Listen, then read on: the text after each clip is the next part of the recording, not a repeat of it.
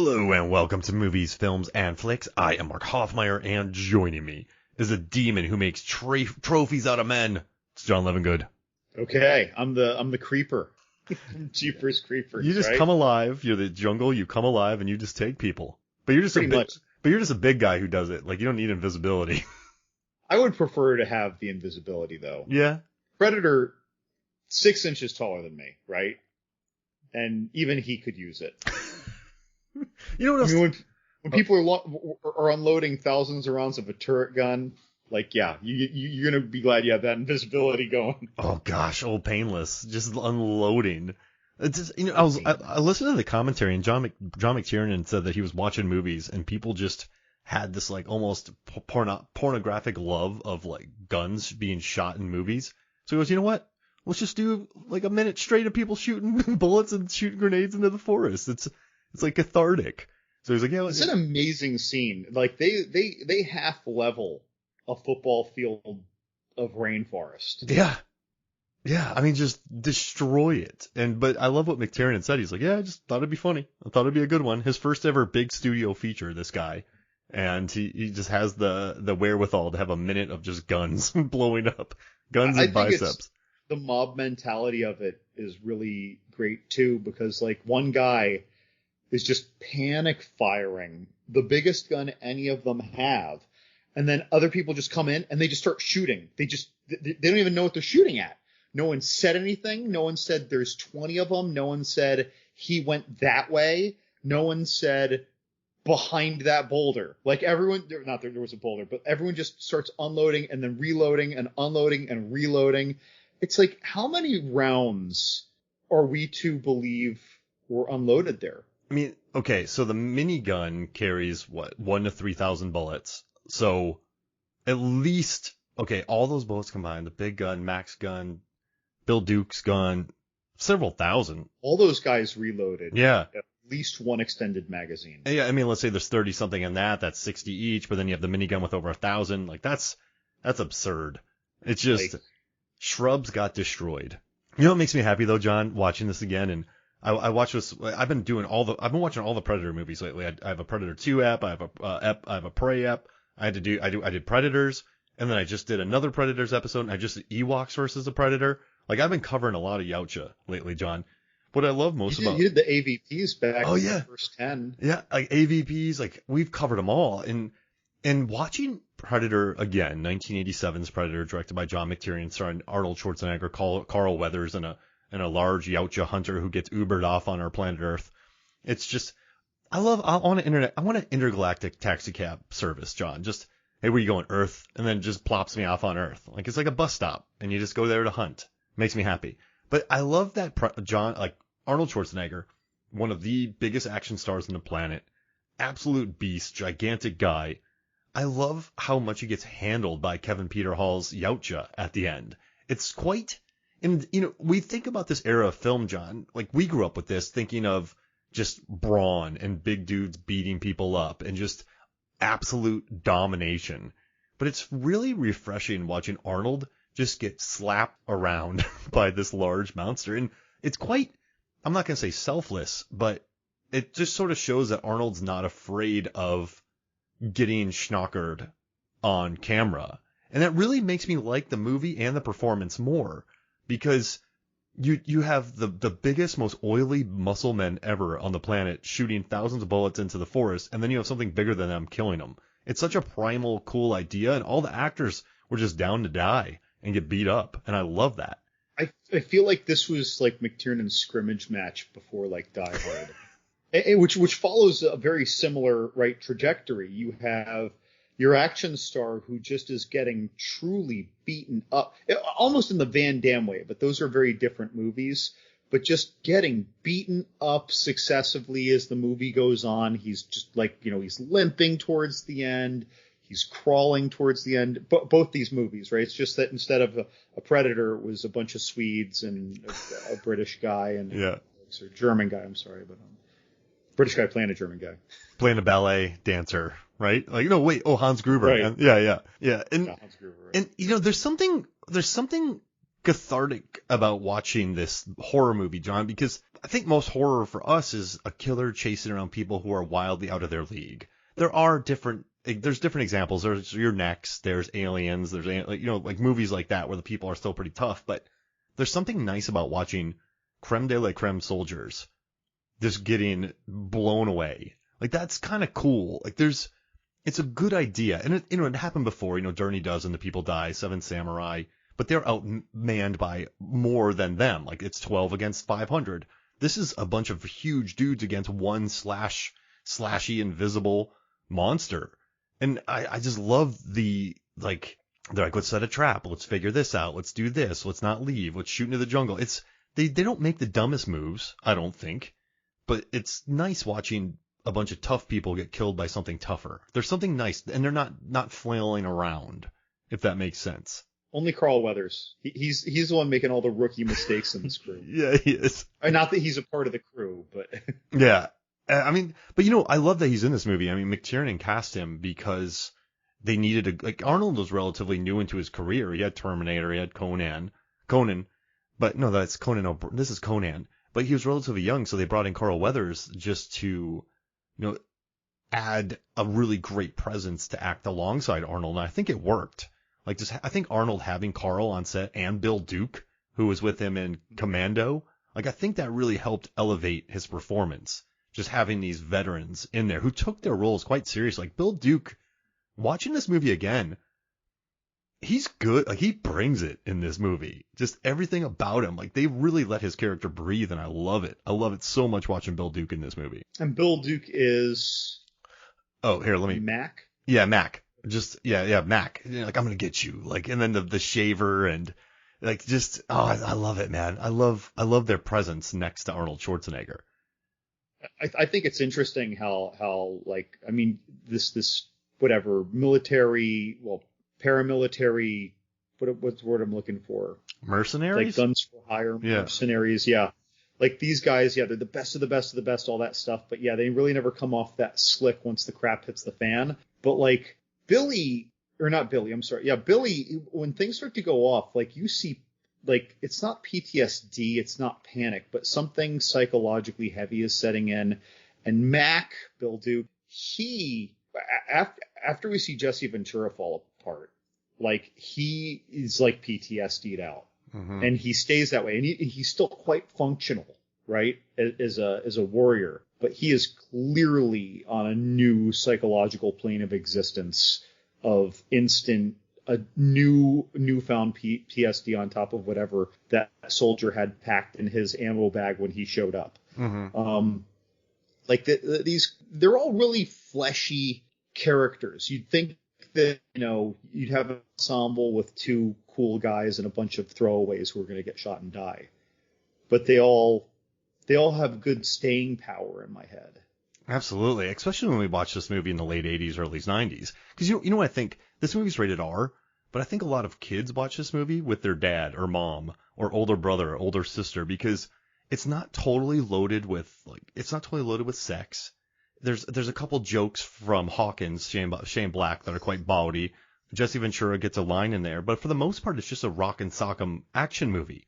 And I think that made it a lot more accessible to kids who were 10, 12, 13.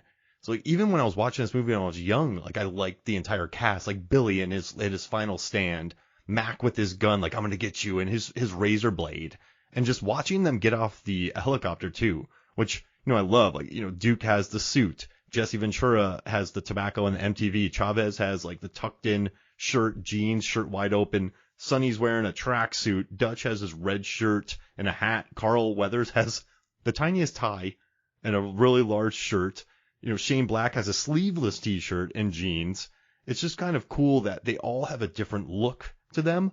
And I mean, they did that on purpose, and they all have different weapons that you can kind of think about. And also, John, I have a question. You're getting out of this helicopter. What are you wearing? What am I wearing? Yeah, what's your outfit? It's like they all have their own outfits. So what are you wearing? I mean, really, they weren't acknowledging the mosquitoes. This was filmed in Puerto Vallarta, Mexico. I was just there last week collecting insects. I assure you, you want sleeves of something heavy. I don't care how hot it is. Don't joke you're going to pass out. So like, but again, I'd probably be a little more practical. I'd probably have sleeves if I'm wearing camo. Why do I have my arms bare? Like people are just going to see these glowing arms in the middle of the woods. So I don't know. I feel like I'd be a little more black tactical SWAT-ish, because that's what most of the movies of my upbringing had, rather than camo. So when you got it, no, like probably something. No, John, you were in Dallas, Texas, right, at a bar, and you had to go fly down for this mission and meet them, and you're wearing whatever you had on before you get into your tactician gear. What are you wearing? What year is it? 87. It's probably like my Metallica Rebel shirt. Oh. Sleeveless, because it's been washed like 1,800 times with the red skull on it, Mm-hmm. right? Yeah. Oh, I like that. It's probably that, and some just royally tattered jeans with a few extra holes that I put there myself to look extra cool, and some black shit kicker boots. I think that's about right. Oh heck yeah, man! I'm gonna have a hat that says fog on it, and then probably wearing like it's a fog hat, like a super deep V shirt, some jeans, and a pair of Saucony or Adidas. That's what I'm coming off. That's what I'm wearing off the plane. I think that works for us. I almost feel like you're a Russian gangster. Yeah. Well, you sound like someone from Burt Kreischer's Machine movie. I'll have about 14 chains on, just looking awesome. I'm gonna get you suckered full chained out. I'm not gonna OG over gold, but I'll definitely have some like 80s stuff going on. The shirt, Miami Vice was in the 80s, so my shirt's probably gonna be a little bit of a pastel. It's gonna look great, John. And then I'm going long sleeve too, because I hate mosquitoes. Yeah, like I'm watching those guys, and like whenever they're sitting there perfectly still, I'm like, nope. Nope, because everything's quiet, and then you just hear slapping at mosquitoes. Then the predator hears it. Now, John, as an esteemed entomologist, what's the point of mosquitoes? I mean, what's the point of viruses, right? It's just that something with a bunch of cells and something that resembles decision-making processes evolved on this planet, and it evolved to consume and replicate. And, that's kind of the unfortunate reality of it. Wow. Mosquito is basically just a slightly more cognitively able version of a virus, and on top of that, many of them spread viruses. Jeez, yeah. I mean, it's definitely well, not. Yeah. I mean, oh well, that's interesting, because I was thinking about ladybugs. Maybe they do some good things. Bees do some good things. I was like, mosquitoes, nothing, just death. Well, yeah, it's do birds eat them? These things. Do what? Do birds or bats eat mosquitoes? They're pretty small fare, so not in general, not a lot. They're like mosquito fish. They're fish that evolved just to eat mosquito larvae in water. But like, the thing is, like, everyone wants to think that evolution is this majestic thing with purpose, but a lot of things evolve that don't make sense and that are disadvantageous, and a lot of things exist just because an opportunity was created and counterbalanced with something else. We have all these things walking around that are big, filled with blood. Can something survive on that? Well, that evolved. and it's something innocuous that you usually don't notice when it first starts chomping on you, right? Because if mosquitoes were the size of bats, they wouldn't get a bite in and get away effectively. So again, it's like, so whenever we watch a horror movie or a sci-fi movie or even Prometheus, and there's all this, of course, in the Prometheus movies or Alien movies, we find out these things were all engineered. But still, even in a world where these things naturally happen, people say, oh, that's so stupid. Oh, it's something like that. There's no reason that things exist like this. Giraffes don't have long necks to eat things that are high. They just make good shots in nature shows. Most of what they eat is actually their shoulder level. And they evolved that way instead of horns so that the males can compete and butt necks, and the leverage is what wins the fight. But they break their necks. That happens. Occasionally one literally will break their neck. There's so much muscle there, it's hard to happen. But again, and you ever see them drink water? The crocodile scenes in the brutal nature shows? This is not an advantageous thing. It doesn't make sense that this happened. It ran away from reason. And so again, like some of these crazy things that people dream up, like the xenomorph or the whatever, like there's things like this in nature. And again, they just exist to parasitize something else. And if you remove them from existence, what happens? Well, then that something else, there's more of it, right? Well, eventually something will capitalize on that resource and evolve to capitalize on the resource. So in a way, a lot of these crazy sci-fi movies or like Starship Troopers, even on a galaxy level, are in no way unreasonable given enough geological time, say billions of years. You know, dinosaurs. We went from nothing dinosaurs to almost no dinosaurs to birds and mammals, right? And to humans. And so that stuff took a long time. It took us billions of years to go from those bacteria to what we see today. Wow. Like, so it's just a, you know, even though all the dinosaurs and everything, all the multicellular stuff was in the last pretty much 100, 200 million years. I don't know. I'm not an expert at that stuff, but again, so mosquitoes, predators, and predators are very much like people. So Herzog right? is right. It's just chaos. It's chaos. I can't do a Herzog thing. Sure. Now, John, Sure. what would you rather battle? 43,000 ill-tempered mosquitoes or a Yautja? Okay, I feel like I have successfully faced 40,000 ill-tempered mosquitoes. But like really ill-tempered, like you know like mutated ill-tempered, like these things. Do you mean like the mosquito movie? No, they're still. Oh no, which we did an episode on, did we not? Yeah, we did. No, we did. We did ticks. Did we do ticks. mosquito No, too? we haven't done mosquitoes. But these mosquitoes are looking at you and just punching their fists. They don't have fists, but they're punching their fists. I mean, okay, in that case, I'm definitely Yautja. You're definitely. Oh, you're picking the Yautja? Oh, absolutely. I'm absolutely taking my chances with him then. Yeah. Yeah. They're just punching their little fists in their hands, getting ready to come at you and light you up. So, like, we're basically saying that they're intelligent, though, like, because they're exhibiting intimidating behavior. Yes, they're like they're like the sharks of the jets. This is like one of those things, like if ants really could properly think instead of functioning almost like computer programs, because they're very basic creatures, right? I mean, as a whole hive, it's very impressive what gets accomplished, but really that's a division of neural labor. So if they could really think, like, we'd all be screwed. It's estimated that the biomass of ants is greater than the biomass of all other living land animals on the planet, including other insects, by the way. So it's like if you had like 43,000 mosquitoes, as you put it, that are now, even if their IQ is 18, but that are conscientious, they can coordinate and attack, or at least all choose to attack me at once, and just me, dude, no way. That's it. I'm done. You can't effectively fight that. You could windmill a lot, but you're done. Fight that. No, no. I'm gonna take my chances with that predator. Wow. I might get lucky. He could trip. You know, some like people in fights, like the biggest thing I'd be worried about in a street fight would be not that I get hit so bad that I'm knocked out or whatever. It's that what if I'm hit and I trip and I fall and I hit my head? Yeah, twist your ankle. That predator could just be chasing you and trip. Yeah, like look how many rocks there are. When I watch the predator jump from log to log or tree to tree, like what if a branch gives out and it falls down and blows an ACL or a YCL, a Yautja CL? You know, it's like it just blows out its knee.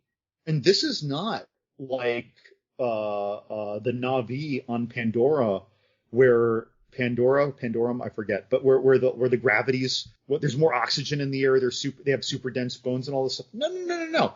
We're on Earth. That is a 6'9", presumably 500-pound creature. When he's jumping like that, dude, tall people shouldn't even run for that reason. No. But if you're that heavy, right? You'd screw up your knees. That thing is banging up his knees. I'll bet his ankles were swollen at the end of that fight just from all that jumping. That's why it takes breaks in between all these things. I'm supposedly using this time for skulls, but y'all know my ankle hurts. Like, I got to rest. That'd be funny if there's an ankle wrap around one of the Yautja's ankles in one of these movies. And one thing, John, in Prey and in this one, these large monsters that are very bulky climb trees making no noise and presumably jump from branch to branch. Like, how do you? I've never been like, how? Why is that so quiet? And how? Like, they have superhuman strength then to propel that much bulk from branch to branch, unless they're like Aquaman, but they're not. How does that work, John? Yeah, I don't know. You still got to wonder, like, the branch should be responding more to the weight. Right? Yeah, right? I mean, we're suspending our belief a little bit. But I will say there is something to it, though, in how they present it in the movie, where when a tree branch forks from the trunk at a hard angle, he's gripping it close to the trunk attachment. He's not like way out there where it would swing, or you'd be like, oh, he weighs 400 or 500 pounds, it would break. But even still, when he leaps over at something, like, that whole tree's shaking, like leaves are falling. Like, it's not sneaky. Even if he somehow could reduce, gracefully do it, there's just too much mass shifting, I feel like. And do you know why this movie's so amazing, John? Is since '87, people have talked about this, but it's not really a thing. You'll never meet somebody in a Dave and Buster's, or a Main Event, or a KFC, or a local chip shop, or a local gastropub who's just complaining about this aspect of Predator. When you talk to people about Predator, it's that thing is awesome. It's get to the choppa. It's the famous lines. It's the handshake. Like, no one, the Stan Winston's effects on this, not JCVD's monster, but Kevin Peter Hall and Stan Winston. When people think about this movie, they just think about the iconic shots, the guns. No one really thinks about the logic of a space uber dropping an alien off, turning invisible, and jumping through trees.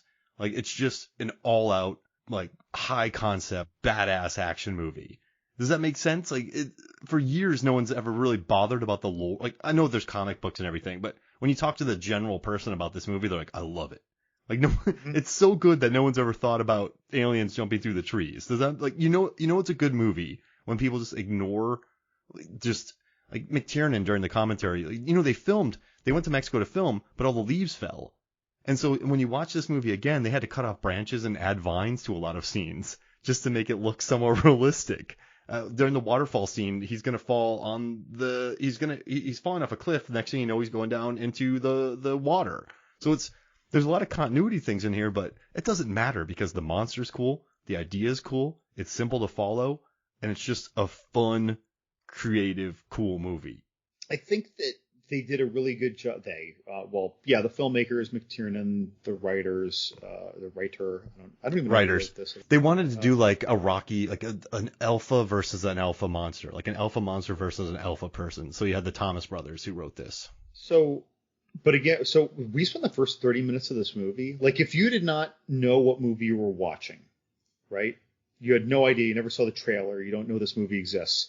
If you just cut out the opening minute where you see a space uber pop down, right? And instead you just start with, like, Arnold Schwarzenegger's chopper coming in, you could watch 30 minutes of this and be like, this is a great, like, Rambo sequel era action movie. It's got loads of explosions, so much budget going to explosions, to so many different shots with gunfire, so many different people getting riddled with bullets, so many people getting stabbed. So there's so much set and out in the open. Like, a lot happens. There's like a physical gag of Schwarzenegger deadlifting a car, like, to launch a car into something and then throw a grenade at it. So, like, it's not just that they're opening with some action scenes to give relevance to the toughness of our characters. You could totally think you were just watching a full tilt, big budget, regular action movie, like a regular guerrilla warfare movie. And so when you do that, and then these guys are almost dumbfounded and getting stiff-armed with every first encounter of someone disappears, he's dead. There are these people already, he's hung up upside down and his guts are on the ground. You know what I mean? Like, I think that really hands you your disbelief on a platter and says, yeah, forget all about it, because they did a great job setting you up for this joke. Yeah, and that's a great point, because some people actually wonder if the alien is actually necessary in the beginning, watching the alien Uber service or taxi cab service drop the alien off. Because if you walked into this movie and you saw that and you're like, okay, well, I guess there's an alien here, then you wait for it to come.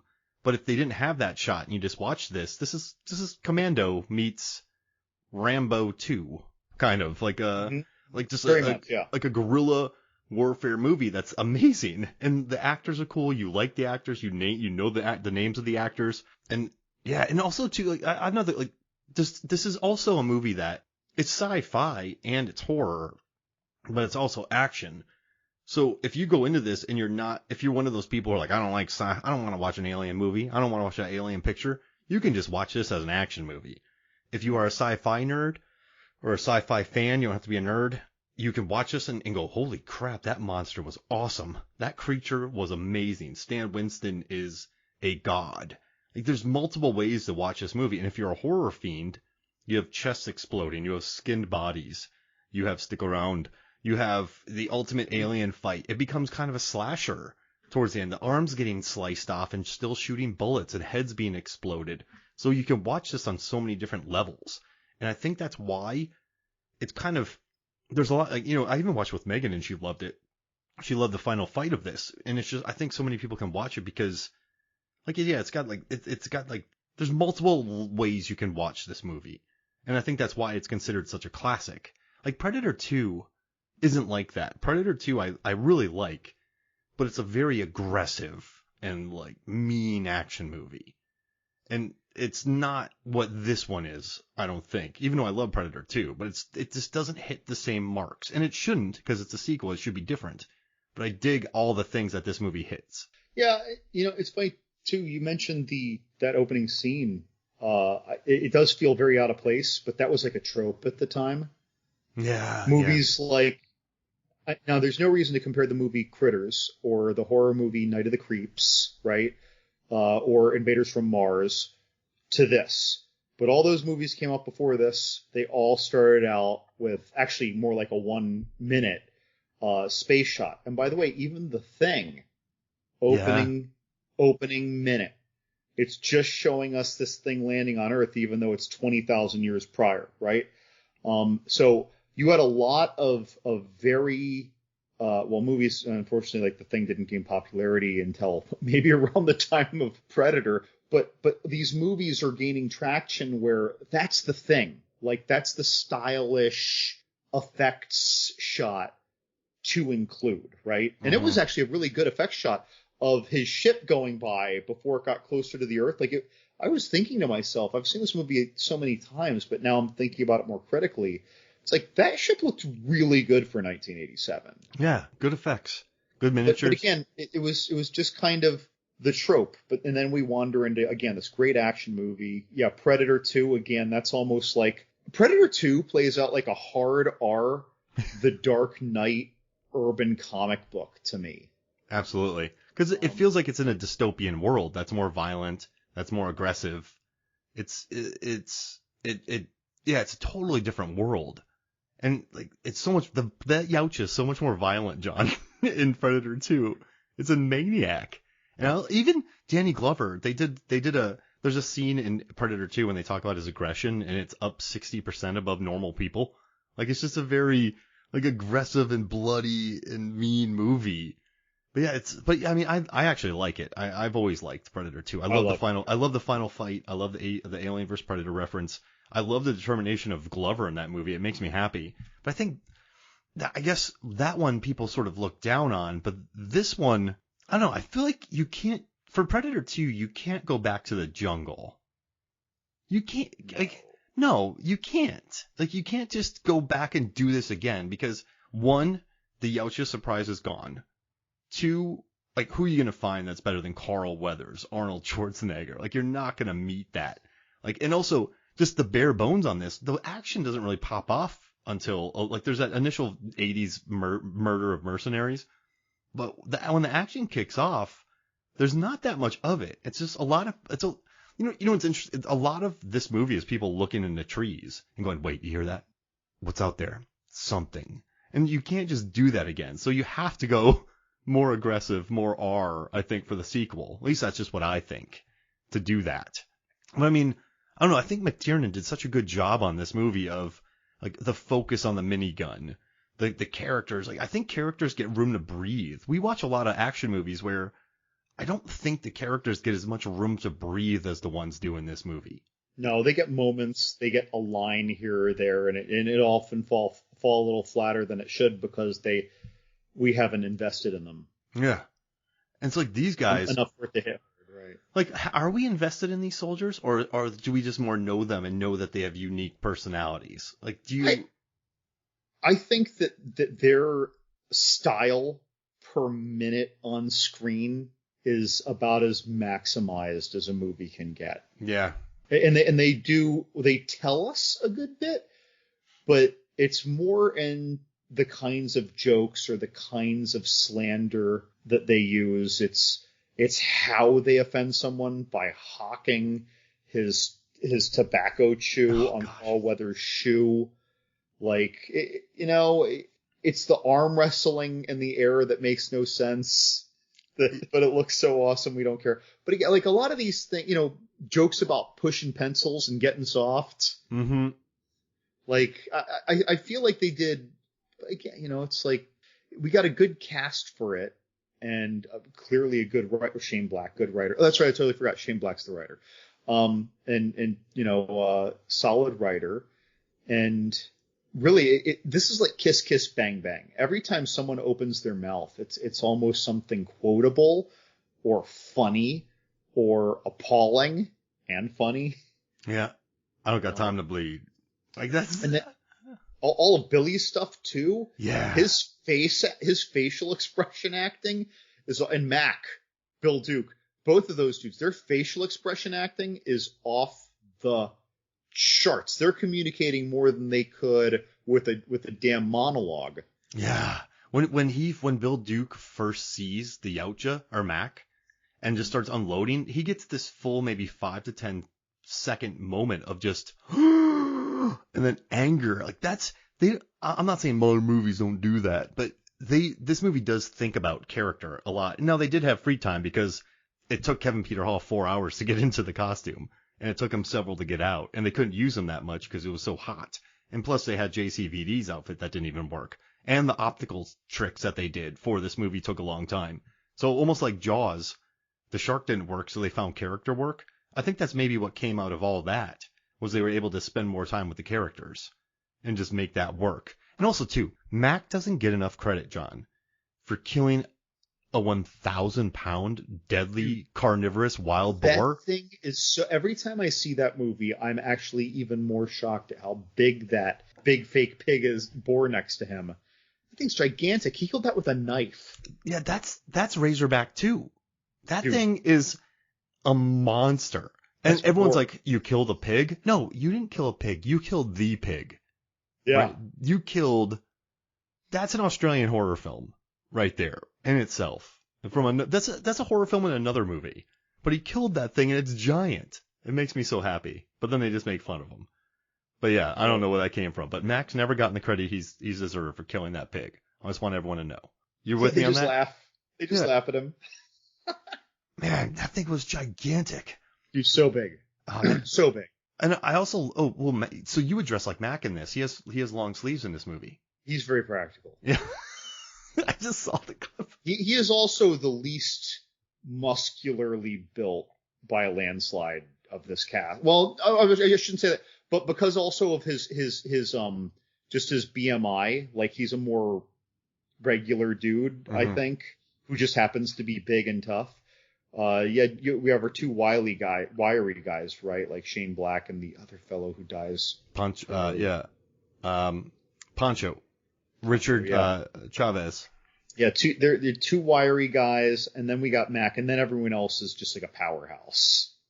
Man, and yeah, the great sweat work in this movie too, John. I just want to tell you that, dude, so much. I'm wondering, it's almost like they just were patiently putting them in a sauna before every shot. Like just really 10 minutes, 10 whole minutes. Yeah, 10 minutes. I need to do 10 minutes. From totally dry. I need to pat you dry between scenes because I need it to be perfectly beading and not yet dripping down until I'm recording the camera, right? Because, there's never a drop coming down until you see the beads grow on screen. Yeah, really, like they have Evian spray on set. Like they had a sweat master, I think, on set of this. They had an on-set sauna and a sweat master just to load them up. Now I know it was hot outside, so maybe they didn't even need it. But whenever I watch this movie, the sweat work always makes me happy. Very impressive. Like, we talk about Dwayne Johnson a lot. We like Dwayne Johnson, but sometimes his sweat looks like he just, I don't know, loaded himself with Evian I feel like spray. he's just been baby oiled in a lot of scenes. I love The Rock, right? But it's true. Like some of those scenes, you're looking at him like if you weren't seeing his shirt wet under his pits specifically, you just feel like, did someone just rub baby oil all over your arms and face? And under your armpit. And another thing you touched on, I don't think we've properly discussed, is that this movie, I know they had to kind of flub some of the on-location shooting, but this is a movie that feels on location. This doesn't feel like a studio picture. This, like, they had to build some fake trees for this movie. But I think what makes this movie work and quite timeless is it feels like it's in the jungle. Now, sometimes you can look up and you feel like you're seeing a tree from Vermont. But other than that, like, it feels very much so on location. Do you think that's another reason why it's held up so well? Well, it looks good. I feel like that's the thing that we only notice when it's bad. That's a good point. Most viewers will only notice that, or you don't even notice that you notice it, but it's harder for you to just immerse yourself in what's happening, when everything looks so good. That's one of the greatest things about the opening scenes of Avatar, or the introduction to the forest. It's almost like a drone is going through kind of low to the ground. It's disturbing plants. You're seeing what the edge habitat and lower plant life and a few things flitting by looks like. Things like that are really effective. They're very engaging. We want to see what this opens up into after you go over this cliff or down into this little chasm, like this forest ravine. That stuff all works well, right? And didn't do it nearly as well, but with the aquatic fauna, Phantom Menace, right? With all the things swimming around in this three-dimensional subterranean aquatiscape, right? Like even if something's kind of silly, that how are all these things eating all these things in 30 seconds, right? But at the same time, you don't care. It's a cool world. You love knowing that these things exist here, right? That's what the take home is. Yeah. And this movie's doing this in a very grounded way, right? And that's a great point, because you watch Phantom Menace and you see that Sando aqua monster, the gigantic one. That thing would have to eat a lot. I don't think there's that much for that thing to eat, but you see it in that cave eating things. You're like, oh, that makes sense. Like, it's just a cool, and listen to our aquatic sea beast tournaments. We've done 3 of them. So go back through and listen. We talk a lot about those sea monsters. But also, you know what I like about this movie too is the Yautja has to do surgery on itself because it got shot. Like, that's a really unique angle. This thing just goes, crap, Bill Duke got me. And is bummed out about it and has to go fix itself with futuristic tech. That's an interesting touch, an entire scene where the hunter is hurt. Like, that's quite unique. And they humanize the Yautja a little bit too, which is quite interesting. And that's kind of, that you have to make it bleed so they know they can kill it. But I feel like in most movies, like the Xenomorph, right? You make that thing bleed, you're dead. So this thing can get shot. It does need to do surgery on itself. It needs to kick it up in the tree branches for a little time just to relax and heal itself. I think that's pretty neat. Like, do you think that's one of the more endearing things about the Yautja? Sure. Well, yeah. How when it had that kind of clamp, which was functioning as a huge stitch that it put in, and then looks up and it it yells in pain basically, right? It's not really a roar; it's just loud. But yeah, right. It's like this is actually what was my biggest problem with Prey, is the Yautja seemed immortal. Yeah. It got stabbed through the chest and back with the spear, and it just kept going like it got punched. And it takes a lot of hits and goes totally unfazed. It had a limb removed and it seemed unfit. Whereas this one, he got shot, probably a clean shot straight through the flank, no major organs, and that was a big deal.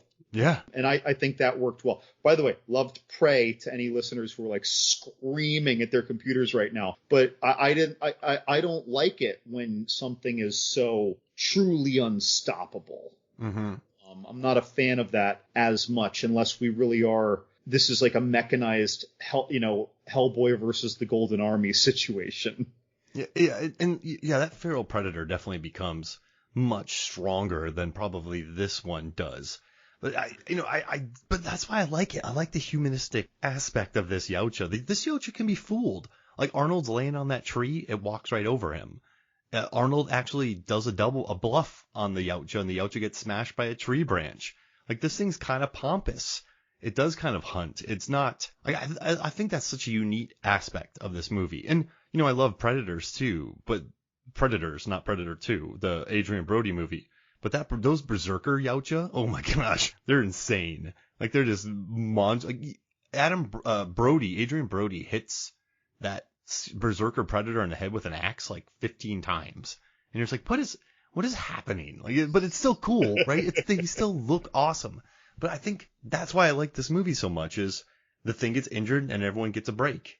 Like he's like, listen, y'all, I got to do some alien surgery on myself, and that way Bill Duke can get a monologue that's amazing about the same kind of moon and same kind of jungle, and just get a monologue while the thing is healing up its leg. See, it's cool. This is like the Fast and the Furious. In the first one, all those lectures about family, they're like, oh man, Vin's hitting it hard. Like, oh, and now Paul gets it. Whereas, in movie 5, Fast 5, which I love. Actually, it's my favorite, but still, like at that point, yeah, okay, family, right? Ha ha, yet again. Oh, now you're a part of the family. Okay, this is old. And the other thing is that everything gets amped up. Now we're all good fighters. You get to part 9, it's like an Avengers movie in terms of people's skill and knowledge and how fast they get things done. And so that's like Predator to Predators to the Predator. Oh yeah. Things really, really kind of they've just got to keep upping it. That's just, I guess, that's probably more the studio influence side. But no, it has to be bigger. Like, and they're just like, well, why don't we just make a great different movie? It's like, no, bigger. It needs to be. Well, how do you make it bigger? I need, right? This is what happened to Michael Bay in the Transformer movies. Oh gosh, I loved the first 2, and then less and less and less and less. Number 5, Mark Wahlberg is pulling a sword. He's becoming King Arthur. And there's a space. It's a headache watching I thought that movie was so forgettable. By the way, the Mark Wahlberg one. Yeah, so forgettable. I remember watching that, and I hate when people say watching a movie is like a fever dream. But watching that one, I was like, this is a nightmare. Like this is a lot to watch. And also, you talked about The Predator. I think there's fun to be had with that movie, but it gets so complicated. Like you have a predator who wants to get a mask, but then a super predator comes down, but then there's an agency. But then you have these guys, and then you have a scientist, and then you have a kid, then you have his wife, and then you have it's very complicated. Whereas this one, yeah, like Carl Weathers has a double cross, but he comes through in the end. Not a double cross, he kind of lies a little bit, but he's a good guy. He just was on the wrong mission. And then they're outmatched by a Yautja, and they have to kill it and get to the chopper. Like this simplicity of this. This is.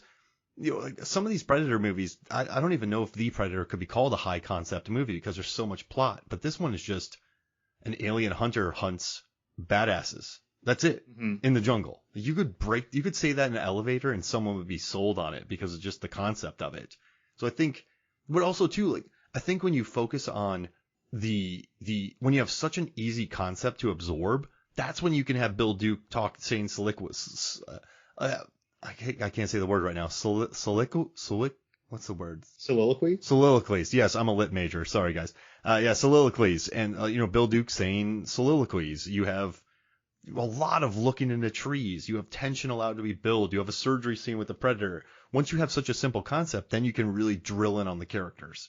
And I think that's, once again, I keep saying this, but that's why you can have such an effective film because you don't have to explain the plot to anybody. As much as I love Inception, the first 40 minutes are just all explaining the plot of what Inception is. This one's not that at all.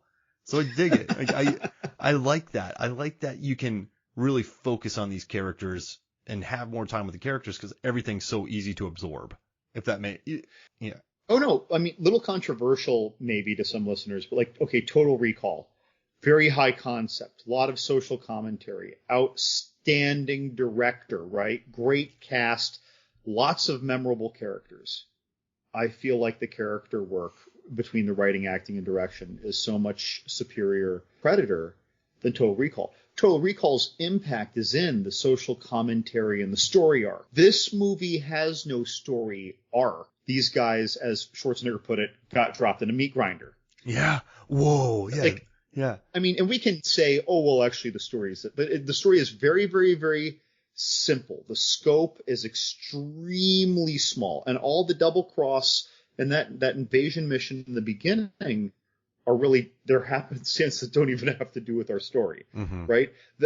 That mission is almost like Indiana Jones having plane trouble, which makes him crash land in Temple of Doom to have this misadventure that he wasn't even planning on going on. Absolutely. Right? Or Mad Max Fury Road, whatever example we want to pick. They just ended up here. This wasn't their mission. And, that's a really, it's not their mission. And it's cool because, that action scene's quite pointless, but it establishes them as like, they have no casualties on their end. They just murder everybody. Arnold lifts the truck. So you're like, okay, these guys are warriors. So not only does it send them on another mission, but then it instead of just telling us all the time on what these guys can do, it shows us what they can do. It shows us what the minigun can do. So not only do you see that they're a bunch of badasses, but then you also, this sets them off into another section of the story. So it's just good storytelling. It's plain and simple. And I hate saying this, but so many of the classic action films where Mad Max Fury Road, it's just basically there and back again. They drive one way and then they drive back the other way. Aliens, they're just going to a colony that was attacked, and then Marines get attacked by aliens. I think some of the most classic action films ever made, listen, barring Nolan's films, are quite simple in structure. But that's why you remember Hudson. That's why you remember Vasquez. That's why you remember Mac, Billy, Pancho, Dylan, Dutch. Like, you remember the characters. It's great that you mentioned that too, though, like, because Aliens seems to have that kind of well-invested character work. It's just there are more people, so it's a little more divided. But it seems to have the same level of investment, from my experience, and reaction and emotional response as like Predator. Yeah, because simple plots, right? You just have simple. Like, look at John Wick. Dog gets killed, goes on a revenge mission. Like, it's so easy to absorb, and they've gotten 3 successful movies. I'm not going to compare that to Aliens or Predator, but I just think just spend more time with the characters so you like them. Fair enough. Yeah. And they don't have growth, they don't have evolution, but you know them and you know their names. Like, Bill Paxton doesn't have a real evolution in Aliens, but he's great. Michael Biehn, Hudson. Oh, no, wait, who is Michael Bihn's character? Why am I forgetting? Newt. Who's Michael Biehn in Aliens? His name, I can't even think of it yet. But we should know it, because as soon as someone says it, you go, oh yeah, that's it. Right. No, I can't think and of Bishop, it. Yeah, that sucks. That's my bad. But like, you just remember, the characters because it's such a simple plot. And I say this a lot. It's storytelling 101. It's nothing new. But I think that's why Predator's so beloved, because it's not action all the time. Like, there's a scene on right now where just characters are looking into the jungle telling stories. Like, it's cool. Like, and the alien, you haven't seen it in a while. The Ouch is just injured in a tree, healing up its leg. I love that about it. And I love that Arnold and Carl Weathers, like these huge, jacked up dudes, just get get the crap beat out of them in this. It's unselfish, I guess. And that's why I kind of like it as well. Like, Arnold at the time had, he tricked, they were working out every morning. You heard the behind the scenes stories of this, right? Like, Carl Weathers would get up at 4 a.m. to work out before everyone else came to work out. So when every day people saw Carl Weathers on set looking huge, they're like, how do you do that? He's like, I just do it. That's just me. And just like one day Jesse Ventura was like, I have bigger biceps than you. And Arnold's like, oh, I have 27 inches or something. And then Jesse's like, oh, mine are bigger. So he ended up having 28 inches. And then later on, it just turned out that Arnold had 30-inch biceps, but he was just messing with Jesse Ventura. Like, he just he over the topped him if you watch that documentary. But yeah, the stories about that are just as good too. JCVD on set, but he left because he couldn't be seen in the costume. It's like, not only does this movie have interesting on-camera stuff, but then behind the scenes, it was pretty gnarly to make. And they had to redo the alien. The original alien looked terrible. It's like Stan Winston had to throw a Hail Mary because of Arnold recommending him. So I think this movie, Yeah, if you're a fan of film, you can research how it was made. If you're a fan of action movies, you can watch how it was made. If you're a fan of horror movies, you can watch how it's made. Dead Meat covers this. This movie is covered on Dead Meat. I think it has 9.7 million views. This episode, like, there's an audience for this movie. It's connected around the world, but it's cool. Like, I don't know. I keep saying I don't know, and I keep going back in circles, John. But we've been watching this since '80. When's the first time you watched this? That's tough to say, but probably 89 or 90. I was maybe 91 Probably or 2. This has been a part of our lives for a long time. What did you first think about this movie? What's your evolution with this movie? I don't really know. I used to watch this like with my uncle and my cousin because my uncle was a big Columbia House video club guy. People are listening like, what on earth are you Hey, talking I had about? Columbia House. It was this club where you would buy 2 VHS cassette videotapes for regular price, and then you would get 12 more for like a penny each over the course of like a year. And every time you did it, you re-upped. You did it, and you had a year to pick your movie based on what they sent you every 3 months in a brochure that you would mail in physically after you checked the box of the movie you wanted them to send you. It's so analog, it sounds like reverse sci-fi right now. And send them a check. You had to send in a check. Right. For the movie. Right. Or write down your credit card number. So, like, which would sound insane now. But yeah, so we would watch like multiple movies a night, like 2-3 movies a night until like only 2 people are awake in the living room out of 5 or 6. And so this came on multiple times a year from the time he got that movie. And of course, we're talking back in an era where it took well over a year for something to make it to home purchasable status. Mm-hmm. I think it took like a year to get onto HBO back then. Yeah, I was a kid, man. Like, I don't even know. I feel like I didn't even know what was going on. And then before I knew it, it's almost like you don't remember learning how to talk. Yeah. Right? I don't remember learning what I thought about Predator. I just remember learning how it evolved as I got yet older. You know what's crazy about this movie? Starship Troopers has evolved a lot for me while I watch it through the years. Learning about the fascism and... Because when I watched Starship Troopers when I was 15, I just cared about the blood, the guts, the lady. Yeah, exactly. It's just chaos and so much gore. Football scene in it. Yeah, football scene and violin. Shower scenes. And you're just, when you're 15, you're like, this is amazing. But then you get older and you research it and you learn about how Verhoeven tossed in the fascist element, why he cast who he did. And so then as a lover of film and Phil Tippett's beautiful design of creatures, you're going, wow, this is a technically proficient film with something to say about a sneaky message about fascism. But for me, Predator, I don't think it's ever, I notice little things and Arnold losing the final fight, but this movie's never evolved for me as I've gotten older. It's just always been awesome. Like Ferris Bueller, I think when I was younger, Ferris was awesome. When I got older, Ferris is a punk.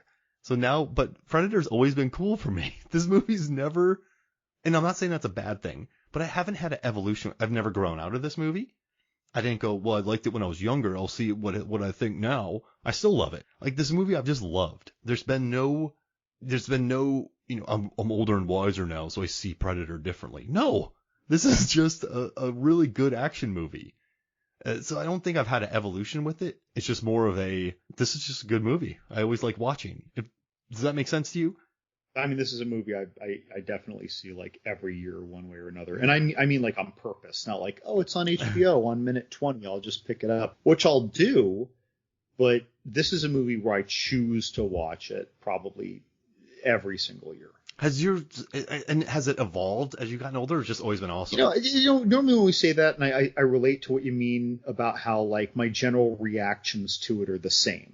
However, we obviously realize a lot more of what's going on the screen and with the characters. However, even though we're realizing more and catching the nuance or some layers of complexity, it's not changing our reactions to it. Whereas I think a lot of movies that we watch as we get older, it can change our reactions to it tremendously. Yeah. As we learn and see more in it. Just depends on the movie, I suppose. Alien, they fall in the same kind of category for me as well. Like you realize a lot more about what's going on and why like when we're older, we're like, these are like blue collar workers, right? Yeah. Whereas back when you're a kid, you don't really register that. You know you're signing up for a movie where people are going to get are going to be facing off against aliens, just because they don't have SWAT suits and miniguns, you're still not. It's almost like you're signing onto a video game in your head. Yeah. I feel like. This is a huge question to ask you, John, but why is this movie so still revered? Like, why has this movie stood the test of time? Why is it such a great action film? Quotables and characters. There we go. Quotables and characters. The quotables, sure, right? But like the thing is that I can't watch and enjoy Ace Ventura anymore. I can't. It's a bit too obnoxious for me. But I still love quoting it. I do. I still love, like, when I quote it, the GIF is going off in my head. Do not go in there. Visuals. They're right. Yes. No joke. My uncle said that for years after a bad run in the bathroom, and we always loved it. Or we rolled our eyes and called it like his better attempt at a dad joke, right? But this movie has quotables, but the quotables are from characters that, again, are strikingly more rich than I think we ever would have realized on a first watch or when we're younger. And they're well-written characters. I mean, when we rave about a horror movie, we're usually raving about it because of the characters. Now, I'll rave about wonderful kills and gore, right? But at the end of the day, that's all I'm raving about. Mm-hmm. When we talk about certain other horror movies, I mean, X, Ty West movie did so well. I saw that. I would have been willing after 30 minutes to just watch the movie of these young first-time pornographers try to live out their dreams as they've planned them out, and like awkwardly push their way through making this film, and their relationship tension during. By the way, watch X. I think it was really good. Very good movie. Great alligator scene. They made a sequel/prequel, and now they're making another sequel. So it's like it's really taken fire, but it's because people cared.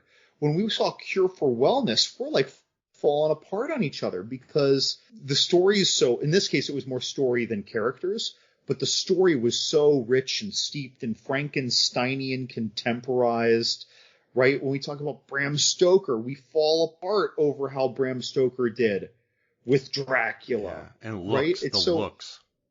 When people nail a character orally, emotionally, like it's just going to have that staying power. Total Recall special effects are weak, so I don't care. They're owning it. People go watch stage plays, Ash versus the Evil Dead. As long as people are nailing those characters, right, and those lines, no one says these special effects suck compared to the movie. Yeah, exactly. Like you right? Yeah, and it's like you love the characters in this movie. Yeah. I think you're right. Quotables and characters, because it's gifable, it's gifable, it's gifable. The quotes are there. And the monster's awesome. I mean, look at Jaws. Look at Alien. Look at the movies that have created just a badass monsters. They have long legs to them, as like these movies last. And I think this is up there in the rarefied air of think of awesome monsters. I dig this movie so much. I love it. I mean, would Jaws have worked so well if Without Roy Scheider was so tortured in his journey of just getting people to believe him? I mean, this mayor. You hate the mayor more than the shark. Right. To such effect that in what Ghostbusters 2016, it was don't you ever call me the mayor from Jaws. Oh, I love that line. That made me so happy to know. But listen, we've gone on for a little while. If you want to listen, we talked about I've talked about the final fight in this movie, so you can hunt down that episode. But John, I want to do something really quick, man. Since we've been talking about action movies, I want to do something. Let's focus on new action movies, and let's do a 2010 and beyond action movie draft. So I'll give you first pick, and I'll go second. So we have to pick action movies that have been released since 2010. And if you need to pull up Google, that's fine to kind of get some references. But boy, I feel like I have my first pick. I don't even know how to effectively search this. Dude, action movies 2010s. Okay, I'm going to start with I can't think of it. It had oh my god. Why can't I think? It had the Indonesian guys. Oh, The Raid. Not that. The Night Comes For Us. It was The Night Comes For Us. That's what I want. Night Comes For Us. Beautiful movie. Well, then I'm doing The Raid, because The Night Comes For Us is my third favorite action film of the 2010. So the Raid's number 1. What's your second pick? I'm going to go John Wick 2. All right, John Wick Chapter 2. Specifically John Wick 2. All right, John Wick Chapter 2. I'm going to take the Raid 2. Okay. You know what? Sticking with sequels, I'm going to do The Matrix Reloaded. Oh, wait. Is that right? Yeah, it is after 2000. No, 2010s. Oh, never mind. Okay. Ha ha ha ha ha. Just kidding. Okay. The Chris Hemsworth Netflix movie. Extraction. All right. Extraction. I'm going to take 13 Assassins. Okay. I'm going to do... I love that the night comes for you. Taken. Taken. Oh, that was 2000. Was Taken too early? Yeah, I think that Taken's too early. Yeah. You're right. Taken. No, you're right. It's definitely too early. I want Mad Max Fury Road. Oh, that's a clincher. I love that pick. All right, so you got Mad Max Fury Road. Whew, that's a good one. I might be toast here. I'm just so happy you picked The Night Comes for Us as number 1. That is a beaut. All right, I'm gonna take Edge of Tomorrow. I love Edge of Tomorrow. Good. I saw that somewhat recently. I love that movie. I saw it with Sarah. She had never seen it. She really enjoyed it. So good. I'm going to go... Ooh, okay, shit. I was going to say Fast 5. It's amazing I don't have a rock movie, but I'm pulling back on that, and I'm going with... was it Mission Impossible Fallout with Henry Cavill? That is it. Oh, That's what I want. That bathroom fight and some of the other action scenes in that, great movie. But that bathroom fight, holy crap. I'm going to do something controversial here, John. I'm going to take Fast and Furious 6. Okay. Well, hey, that was the one with the raid guy. What's his name? That was Joe Taslim is in it. Joe Taslim. And it has the airplane fight, it has the hangar fight, it has the tank fight, it has the opening English street chase, it has Gal Gadot being awesome, it has the Gina Carano, Michelle Rodriguez fight. It's just a whopper of a movie. So yeah. I feel like if we did this a different day, our list wouldn't even overlap 20% of what we put together. Like, my mind is banging around like a pinball because action just feels so much broader than when we say sci-fi or horror or person, like an actor. I almost picked Upgrade too because I love Upgrade. But gosh, that would have been a great pick. Yeah, would have been a great pick. Or you could even have picked the James Wan movie. Oh, Malignant.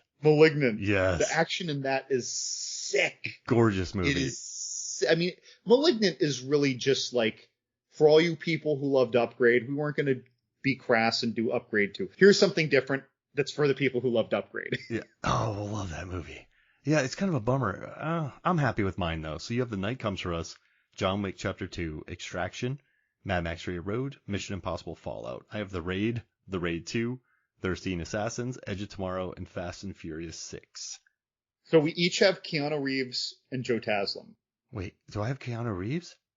Didn't you say? Oh, I'm sorry. I was thinking of 47 Ronin when you said 13 Assassins. Oh man, so we both so that's going to be the picture for this. We both have Joe Taslim, which is fair because he is a monster. He is an absolute monster. I love our list. This is fun. I mean, listen, Fallout. And we both have Tom Cruise. I mean, listen. If you're talking about action movies since 2010, you need Tom Cruise in this list. You need the Indonesian Tom Cruise. Yeah. Yeah. If you leave out an Indian, like if you're making a list from 2010s beyond, and you leave out Tom Cruise in one Indonesian action film, you're being provocative, correct? Sure. I mean, it's all subjective. I mean, I guess I want to see their list though. I want to see the list. Yeah, that's a good point. Yeah, that's great. Can they? Because again, like having a Fast and Furious movie in there, like that's easy to satisfy. Part 5 and on, I think. Like, I don't know. There are a lot of things that people could sneak in there that would work. Oh, Bone Tomahawk, John Wick. I mean, John Wick 3 with Mark Dacascos, Baby Driver could have fit in there. Oh, and Kingsman, Dunkirk. Kingsman, absolutely Kingsman. I'm just naming movies right now, but listen, John, this was. Oh, Dread. Wild. But also, this was awesome, man. Thank you so much for joining me to talk about this. This was kind of an impromptu episode because I've been spending so much time with the Predator franchise, but we both love the movie. You know what? I think we tackled things that most people haven't tackled.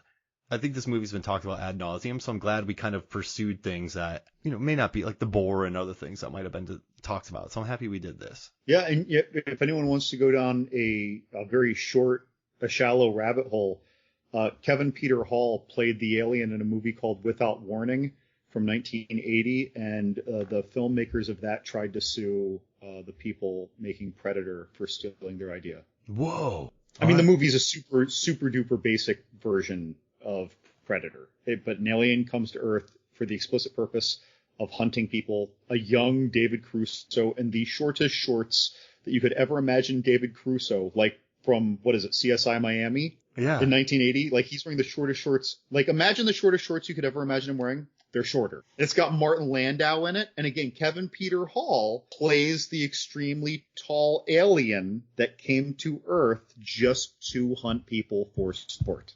Oh, wow. 1980. So just a fun, random, very low budget movie, like under $200,000 budget. I gotta So they couldn't afford the lawyers to win the case against Shane Black, I guess. I mean, they got Fox money by this point, right? So they're like, we're not losing this. And by the way, I am in no way suggesting that because an alien came to Earth to hunt someone and they happened to also pick the good monster actor, right? Like, no. That's like saying that, oh, you picked a monster movie and Doug Jones is the creepy pasta monster, also manipulating kids. Like, there are 18 movies like this. It's just that back then there were fewer, right? Oh, and also they had JCVD first, and then they brought in Kevin Peter Hall as a Hail Mary. True, right. So they can't even say they cast him after seeing that movie. Maybe they did, but they were already rolling with it. Or maybe that's their whole plot of not get... Wait, on the Predator belt, it looks like it has like a platypus. Like what kind of... Never mind, we'll talk about that later. That's another discussion. But hey, John, where can people find you, man? You type John's Horror Corner, you'll find me all over the place, including on the top tab at Movies, Films, and Flicks. Awesome. Yeah, go read it. John's been writing a lot of reviews lately, so a lot of fun ones to read. So go check that out. And so John, thank you for joining me. I think our next one's probably going to be 3,000 Miles to Graceland for our 500th episode. That's crazy. Right around the corner. All right, well, thank you for joining me, man. All right, so for me, Mark Hoffmeyer, for John Levengood, this is Movies, Films, and Flicks. We'll see you next week.